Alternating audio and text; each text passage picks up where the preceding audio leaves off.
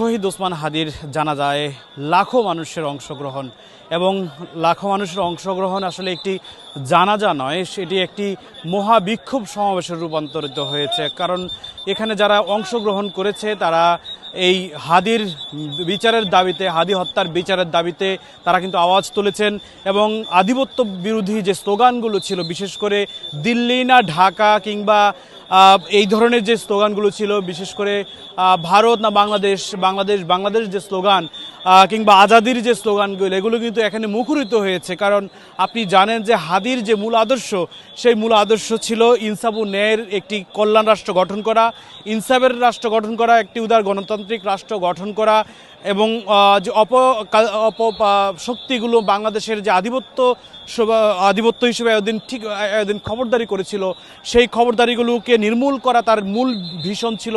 সেই স্বপ্নকে বাস্তবায়ন করার জন্য এখানে লক্ষ জনতা কিন্তু তারা এসে সেই প্রতিজ্ঞাই করে গিয়েছেন যে হাদির যে ইনসাফের যে রাষ্ট্র গঠন করা, সেই রাষ্ট্র যেন তারা গঠন করতে পারে এবং ইনসাফের রাষ্ট্র গঠন করতে গিয়ে হাদির যে জীবন দিয়েছে, তার জীবনকে যেভাবে তিনি বিলিয়ে দিয়েছেন এই ইনসাফের রাষ্ট্র গঠনের যে কাজ করতে গিয়ে, সেটি কিন্তু তারা ওয়াদা করেছেন, প্রতিজ্ঞা করেছেন সেই হাদির মতো তারা হতে চান এবং আধিপত্য বিরোধী যে কোনো কাজ কিংবা ফেসিবাদ বিরোধী যে কোনো কাজ কিন্তু তারা সেই কাজে অংশগ্রহণ করতে চান।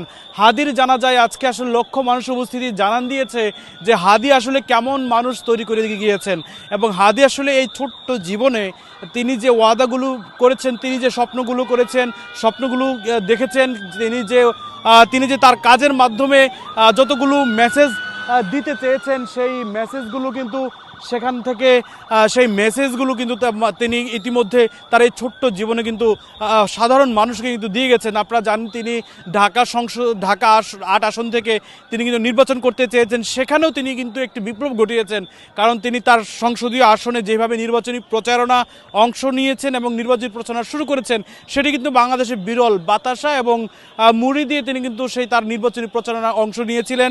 এবং আরও একটি ব্যতিক্রমী যে বিষয়টি, সেটি কিন্তু উল্লেখযোগ্য, সেটি তিনি ফজরের নামাজ পরে কিন্তু তিনি কিন্তু নির্বাচনী মাঠে কিন্তু অংশ নিয়েছিলেন এবং তার এখন পর্যন্ত নির্বাচনী মাঠের যেই সার্বিক কার্যক্রম ছিল, সেটি মানুষকে এখনও কাঁদায়। কারণ তিনি যেখানে গিয়েছেন সেখানে মানুষের ভালোবাসা শিখতে হয়েছেন।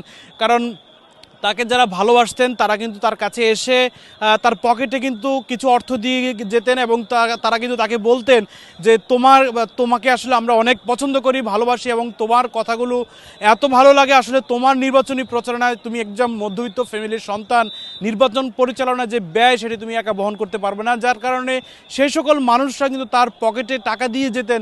সবশেষ আপনারা জানেন 1 ডিসেম্বর থেকে 10 ডিসেম্বর পর্যন্ত তার নির্বাচনী প্রচারণায় কত টাকা মানুষ তাকে সহায়তা করেছে সেটিও কিন্তু তিনি বলে গিয়েছেন।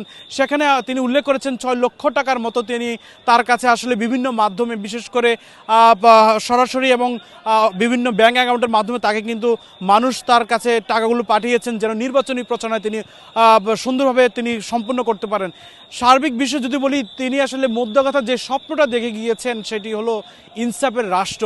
এই ইনসাফের রাষ্ট্র প্রতিষ্ঠা করতে গিয়ে শেষ পর্যন্ত তিনি আসলে তার জীবনটাকে দিয়ে গেছেন। শেষ পর্যন্ত শহীদের তামান্না নিয়ে তিনি জান্নাতে হয়তো এতক্ষণে তিনি প্রবেশ করেছেন।